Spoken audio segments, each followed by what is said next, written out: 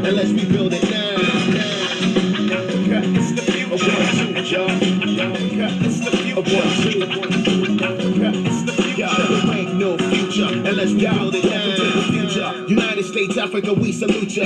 A new state of mind, I introduce ya. Close your eyes and visualize the rise of a new paradigm. Solar powered skyscrapers. Welcome to the Africa Must Unite podcast, a podcast dedicated to inspiring African people worldwide to rise up, organize, and struggle for Pan-Africanism, a unified, liberated, socialist Africa, the only permanent solution to the exploitation and oppression of African people, no matter where they happen to be born or happen to live in the world. Now please, welcome the hosts of Africa Must Unite.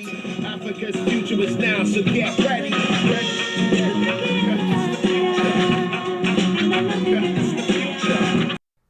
Revolutionary greetings, people. I am Brother Terrence of the Pan-African Revolutionary Socialist Party. Greetings, African people. This is Brother Melvin, also from PRSP, the Pan-African Revolutionary Socialist Party. And we would like to welcome you to another edition of our podcast, Africa Must Unite, podcast number 40. All right, big 40, let's go. All right, so like we always do at this time, we want to get into it with some calendar dates where we mark some special things that happened in history in the month of April. So, on April 2nd, Winnie Mandela, South African freedom fighter, died in 2018 on April 2nd.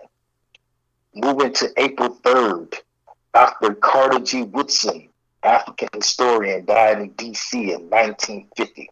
It was obviously his book, The Miseducation of the Negro, that is like a must reading for people coming into consciousness. Moving on to April 4th, while organizing workers in Memphis, Tennessee, Dr. Martin Luther King was assassinated in 1968. April 5th, we have the birth of Booker T. Washington, 1856.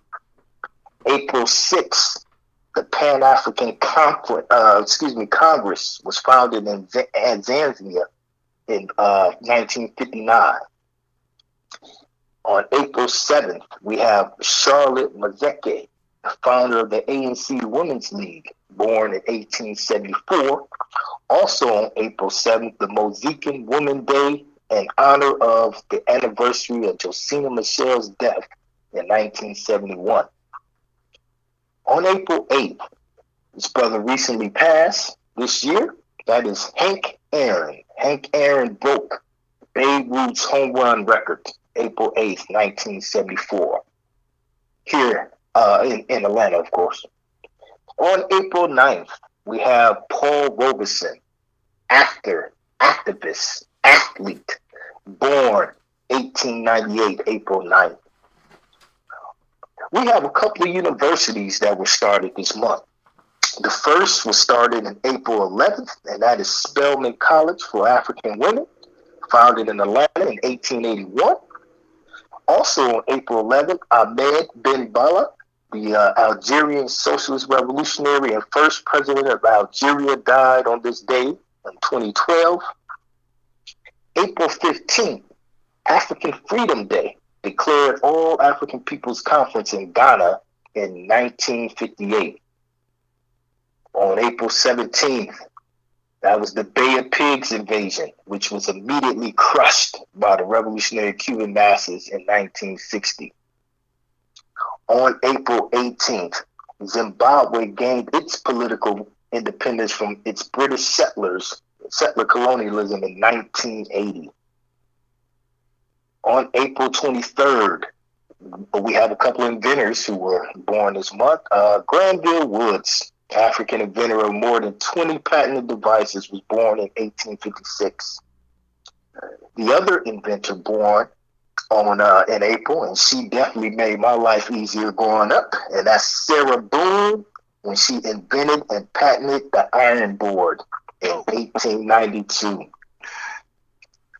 On April 27th, Osajifu, Dr. Kwame Nkrumah, Pan-African revolutionary giant, died 1972, April 27th. If you all pay attention to AMU, our podcast, we name drop Dr. Kwame Nkrumah often because it's about Nkrumahs. On April 29th, the other university was started, and I believe this was the first historical black college, and that's Lincoln's University. Happens to be Kwame Nkrumah's alma mater. There you go, 1854, Lincoln University. Also on April 29th, the massive revolt against colonial rule in Zimbabwe in 1896. And finishing out this active month here, the Vietnamese masses crushed and defeated U.S. imperialism in 1975. The U.S. caught 2 L's in this month here. That's right. Vietnam and Cuba. All right. So, Viva la Revolucion. All right. So those are our incredible calendar dates. Good looking for that, Brother T, for those dates. Right now, we want to go into, our theme for this month. And obviously, you've been paying attention to our podcast. You know that our theme for our podcast is based around our calendar. And so what the theme for the calendar was, heed the words of the warriors, guided messages to uplift African people. So with that, this month, we're looking at objective, right? And for us, and we're going to get into it, we are a Pan-African Revolutionary Socialist Party, so our objective is Pan-Africanism. And so we're going to look at some Pan-Africanist thoughts and ideas from some giants, from some of our warriors. So starting off, we have this quote from Sister Shirley Graham Du Bois, who says, quote, Africa, ancient Africa, has been called by the world and has lifted up her hands. Africa has no choice between private capitalism and socialism. The whole world, including capitalist countries, is moving towards socialism, inevitably, inexorably. You can choose between blocks of military alliance. You can choose between groups of political union. You cannot choose between socialism and private capitalism because private capitalism is doomed. And that's from Shirley Graham Du Bois, who was born in 1896 and transitioned to an ancestor in 1977. She was a Pan-Africanist. She was appointed director of television in Ghana by none other than Osagyefo Kwame Nkrumah during his tenure as president. She was a noted writer. She was married to W.E.B. Du Bois. In a letter to Nkrumah, she wrote, quote, it is clear that the people of Africa must unite to take back our continent, to wipe out all forms of imperialism and neocolonialism, to become matters in our own lands, end quote. Sister Shirley Graham Du Bois. At the same time, we have a quote from Brother Kwame Ture, formerly known as Stokely Carmichael, and he writes, quote, Pan-Africanism is grounded in the belief that Africa is one. The artificial borders being a result of the Berlin Conference, where European powers carved up the continent and divided the spoils among themselves. Pan-Africanism is grounded in the belief that all African peoples, wherever we may be, are one, and as Dr. Nkrumah says, quote, belong to the African nation, end quote. Our dispersal was the result of European imperialism and racism. Pan-Africanism is grounded in socialism, which has its roots in communalism. Any ideology seeking to solve the problems of the African people must find its roots in Pan-Africanism. I think that quote is worth repeating. Any ideology seeking to solve the problems of the African people must find its roots in Pan-Africanism. That gem was given to us by Brother Kwame Ture. Like we said, formerly Stokely Carmichael of the Caribbean area of Trinidad. Kwame Ture was born in 1941 and transitioned into ancestorhood in 1998. A true organizer, he helped to establish the Nonviolent Action Group while a student at Howard University.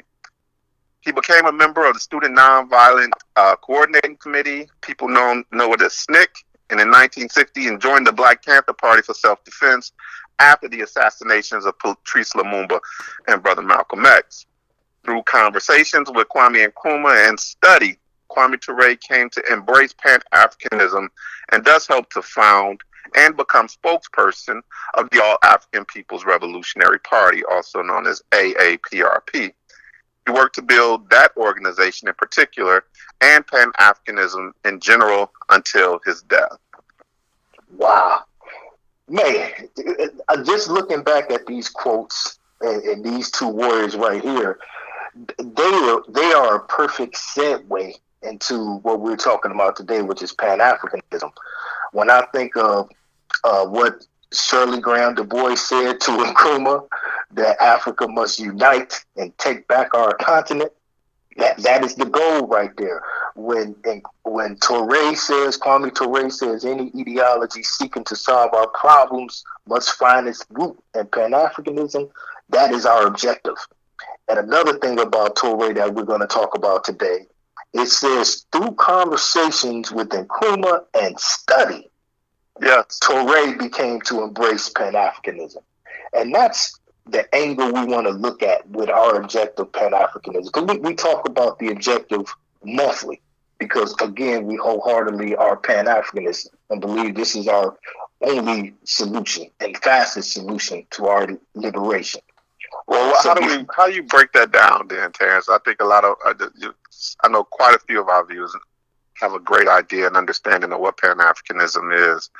But how do we define Pan-Africanism? There you go. It could be somebody hearing this podcast for the first time who don't know that. And that's right. A great point. So we define Pan-Africanism as the ultimate objective of the African Revolution. It is the total liberation and unification of Africa under an all-African socialist government. Pan-Africanism must be the primary objective of all African revolutionaries throughout the world, because when achieved, it will bring about the fulfillment of the aspirations of Africans throughout the world. And it's important to know that we need to address socialism. So people may say, why you say socialist? We don't just need a united continent that can become a giant continental neo-colonial. So we talk about capitalism as the enemy. If all 55 countries united today under capitalism, it would just be African faces exploiting each other. And we don't want to Africanize our exploitation, which is, again, a great quote from Samora Machel. So we have to say socialism. So Africa, whose wealth will be used for all of the people and not just the neo-colonialists and their puppets who look like you and me. So that's the point of socialism and our objective. No, I think that's a real good point to be made. But I also think, Terrence, as we talk about Pan-Africanism, there's always this question around the African in the U.S. And the African throughout the diaspora and the need to, in terms of our identity, connect with Africa. Why is that important? Why do we look at Pan-African? How does that help us to understand this connection to our continent? And well, yeah, go ahead. No, I was just going to segue into the equation that we often have to bring forth, and that's land equal wealth, wealth equal power, power equal respect, respect equals that liberation. Right. So the land, our continent, the only physical space that African people, regardless of where you are, and throughout the world, if you're black, you're an African, right? And so we are connected to a landmass, just like Asian Americans or Asian throughout the world are connected to a landmass, which is in Asia, or Europeans, regardless of where they are, they're connected to a landmass, which is Europe, and so on and so forth. So our landmass, the only landmass that we have the right to, because this is Native American land here in the U.S., right? This is not our land. This is not European land. This is indigenous land to the natives. And for us, we connect to Africa, right? And why Africa? That's our homeland. And when we talk about Pan-Africanism and connecting with our homeland, we understand that once we all come back and connect with our homeland, from our homeland, which is the richest continent on the planet Earth because it has all the natural resources, all the minerals that a continent would want, that any continent would want. And what most continents now, we see Asian countries over in Africa. We see Europe over, obviously, from the Berlin Conference and the colonial and the neo-colonial structures that still exist in Africa. Why? Because of the resources that the land produces. And right now we understand that those resources are being used to enrich those neo-colonial powers. But once we reclaim our own homeland, the resources and the wealth that is produced from the resources is to be used to enrich the people, to enrich all African people, right, to their benefit. So for all people on the continent, regardless of what their personal lot is in life, is going to be enriched because the resources are used to benefit all people. Once we have our land and once we are in control of the resources of our land, we are able to produce that wealth. And with that wealth becomes power. So now we come to the world bargaining table with power because of our resources and our ability to control our resources. And from power, we get that respect. So now, if you're in the U.S., if you're in Brazil, if you're in the Caribbean as an African person, you're looked at with an air of respect because you come from this powerful continent, right? And I think that's very consistent with what happened in China, right? How China ended up closing its doors to the world and utilizing its own resources and becoming a world power. So now when you look at the Chinese person, regardless of where they are, they're seen differently. They're viewed differently than, let's say, 60, 70 years ago, before they were able to utilize their own resources and gain that sort of world power from closing their doors. Yeah, go ahead. No, I just wanted to chime in with that example of viewing the Asian differently. In school, as a teacher, I often throw that out to students, middle school students. If an Asian person walked in here right now, would you be able to tell where they from, or what's your first thoughts of an Asian? Oh, smart. They know tech, computers, all of the products that Walmart come from. I mean, positive thoughts will come. Right. Then I follow that up with, what do you think if you went to an Asian school right now and you walked in? What do you think they'll say about you? And just hearing the negative rhetoric from our own kids, because that's how they view themselves in the world. So again, Pan-Africanism and in this respect is a pivotal part. Well, I think transitioning to just talking about how we understand how we arrived at Pan-Africanism, and I think one of the points that was made is this piece around consistently studying and understanding. Absolutely. Because we can look at our material conditions in the U.S., for example, right? And know that there doesn't seem to be justice in this country for us, and we can fight against that. But that doesn't work to solve our issues worldwide, or even solve our issues here on in the U.S.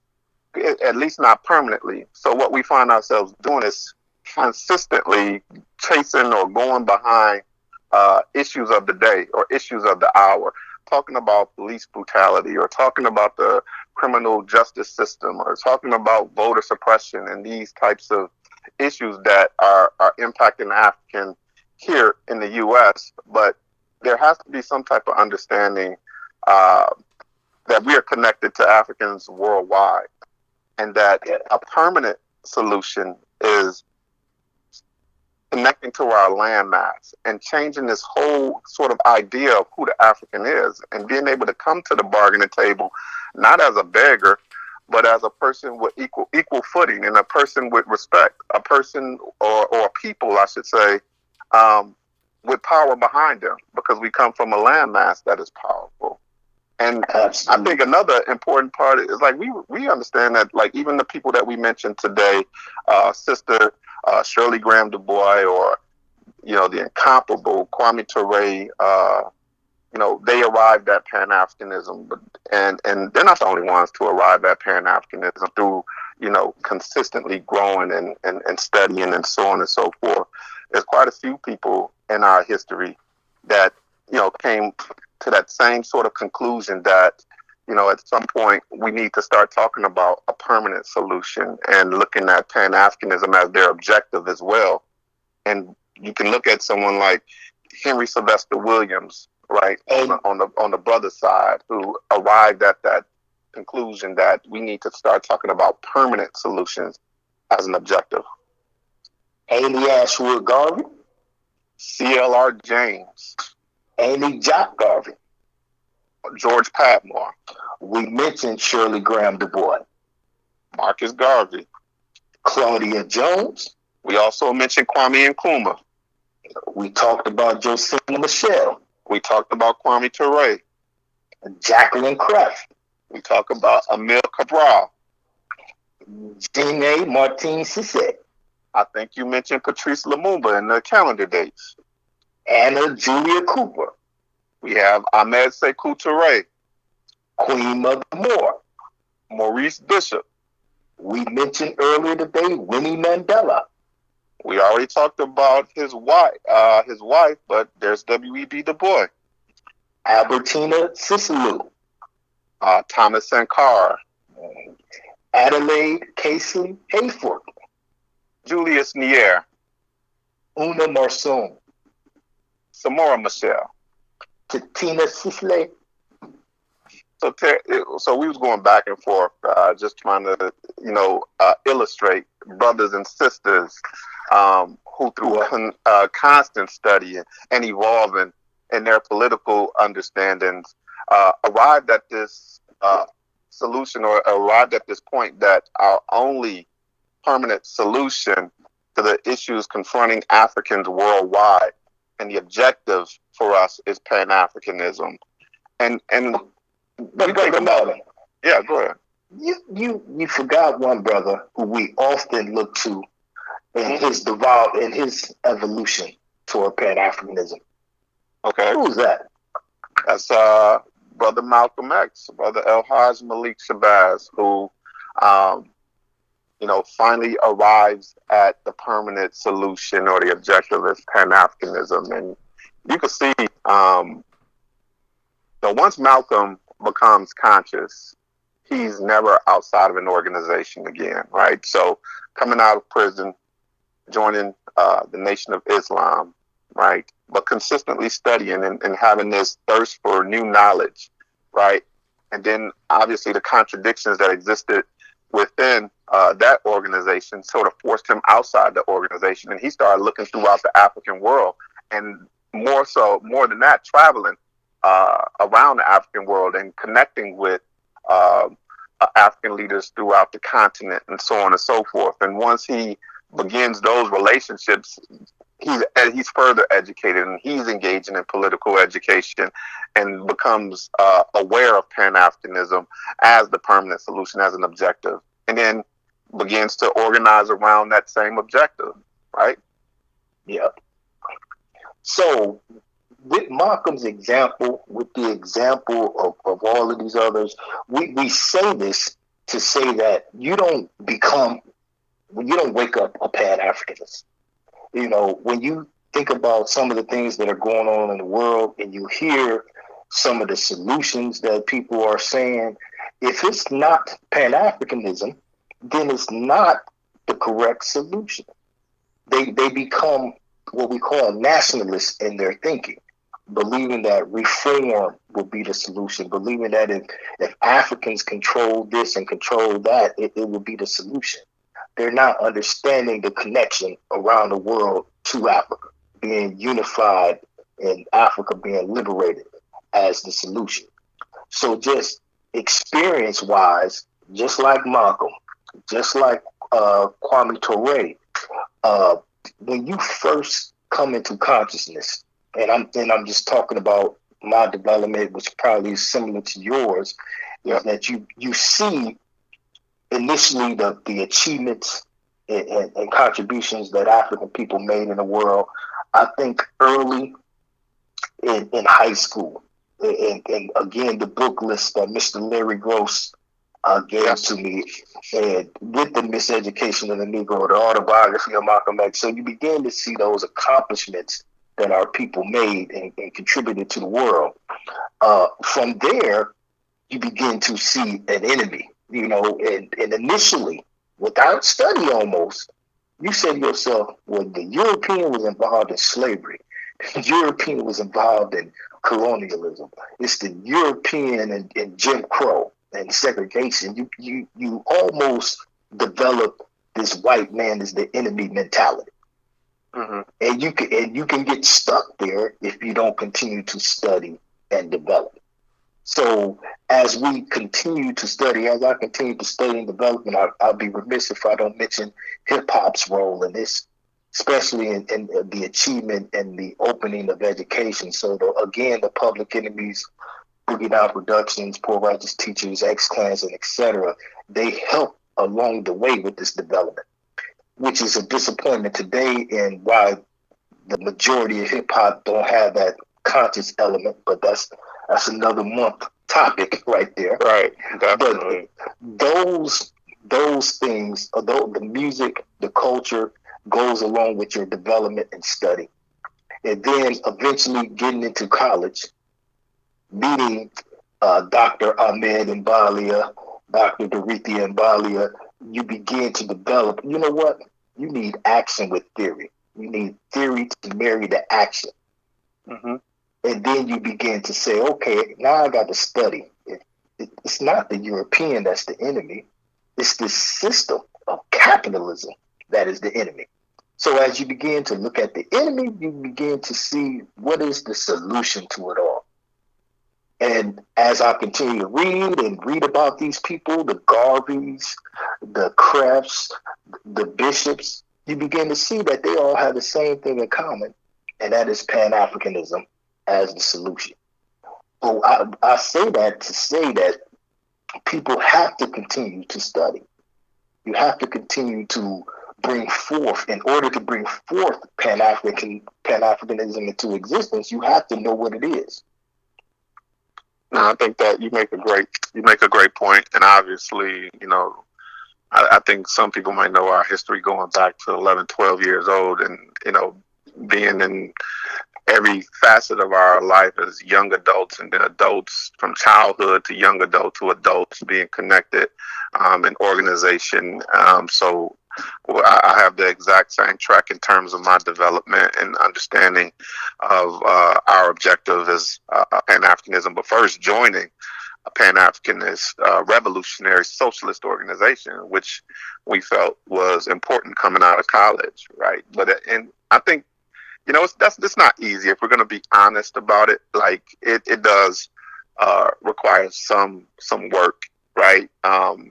And I think part of the role that we play as a Pan-African revolutionary socialist organization is helping, to spread the message of Pan-Africanism as our permanent solution, and this understanding that there's nothing that we can do individually to solve the issues of the African worldwide, and that we have to be an organization, and then we have to be in the right kind of organization, or organization that meets. And this is some criticism for us, because we even when you're in organization, there are the principles that you have to follow. There are the party principles that have to be followed when you're in organization, right? So engaging in something like criticism and self-criticism is a part of that, but understanding, defining what your objective is, for us, Pan-Africanism, and then working in an effort to, spread this permanent solution, and getting other people around us to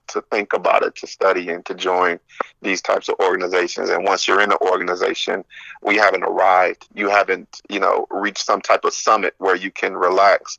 Once you're in an organization, this is the point where you have to really put your feet on the gas and engage in the work that comes after that. And if we are real about this, if we're honest about this, if we kind of like the people, our ancestors that we just mentioned previously, they sacrificed a lot, towards this permanent solution. So we know that we stand on the shoulders of giants, and to bring about this permanent solution, we have to be an organization. I mean, there is no two ways around it. We have to be an organization. We have to be engaging in political education. And I know you were going to briefly talk about political education, right? Yes. So just before talking about that, this call that we're making to be involved in organization is nothing new. Kwame Nkrumah made a call for the All African Committee for Political Coordination. He did that in a handbook of revolutionary warfare. So again, we know as small Pan-African organizations, it's not enough. Little small PRSP, located here is not enough. So we have to connect with all of the other Pan-African revolutionary organizations we see around the world and link up. That is a committee. That is an alliance. And that's the only way we're going to be able to, bring forth and defeat this enemy. Also, including in organization, and organization is a tactic. We're going to look at that in the upcoming months. But you also have to study. And if you think back to what Kwame Ture said, not only through conversations with Nkrumah, which was studying, but also study. So you got to ask yourself, what is it that you need to study to make sure you understand Pan-Africanism? And there's a couple of questions. So when around identity, you have to understand you are an African. That's the first thing you need to study. Books, knowledge that show you are African and that African people are one across the world. You're going to obviously study the enemy. And like we said earlier, Malcolm X grew out of it, and all Pan-Africanists who continue to study will realize the enemy is capitalism and all of its manifestations: imperialism, colonialism, neo-colonialism, settler colonialism, etc. That is the enemy. We're talking about it today. What's the objective? And that's Pan-Africanism. Once again, the total liberation, unification of Africa under all scientific socialist government. Strategy. So, look, I apologize earlier. I said organization is a tactic. Organizations is our strategy.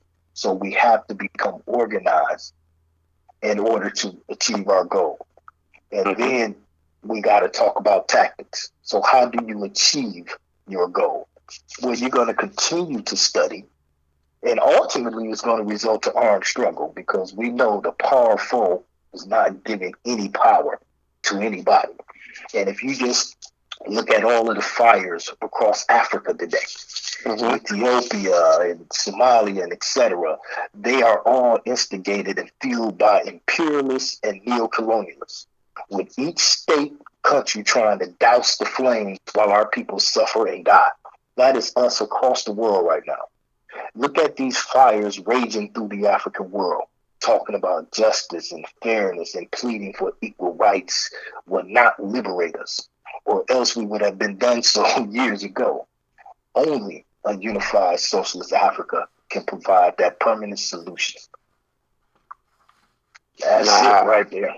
That is it. And I know it's kind of hard to kind of sort of explain this in a podcast, like in terms of our objective being Pan-Africanism, and even explaining and talking about all of the great ancestors who arrived at that solution as well, that permanent solution is objective being Pan-Africanism. It's kind of difficult, and that's why we have to reiterate that joining the organization is key. This is that piece for us. We have to be involved in organization, and once we're in organization, we have to push the line, and we have to follow our party principles once we're in there and engaging in political education consistently, right? Because it's very easy to get caught up in the material conditions around you. It's very easy to see the case of a young sister being mowed down by the police and having a reaction to it. We're not saying that we don't have a reaction to it, but we understand that, you know, the state-sanctioned violence is a byproduct of a capitalist system, because we understand that, you know, the function of the police is to protect the capitalist class, to protect the property of the capitalist class, right? And that a victim, you know, and that a verdict of one cop, you know, albeit a historic verdict, but that's about what it was. You know, we have to continue, because just that day, Ma'Khia Bryant was shot down, and I think Joshua Brown in Virginia yesterday, and then I missed another person. So in 3 days of the verdict, there's been 3 more murders by police. And I'm pretty sure there are the ones that we don't know about as well. Absolutely. Like this has been happening, you know, forever. And then, like, we know, we can talk about, you know, the history of the police as you know, the slave catchers and the enslaved catchers and that kind of thing. So we understand that. We do. And I think, you know, once you're engaged in organization, and you're doing your constant political education and we're studying, we then understand that it doesn't, we have a reaction to these things around our material conditions because we're human. But to resolve these issues, we can't do it alone. We have to do it within the organization, right? Because what happens is people are chasing these events, eventually face burnout, you know. And then, like, what are you doing for yourself? Because I'm gonna be honest with you, it begins to take an emotional toll on the body, right? On your psychology, mentally, right?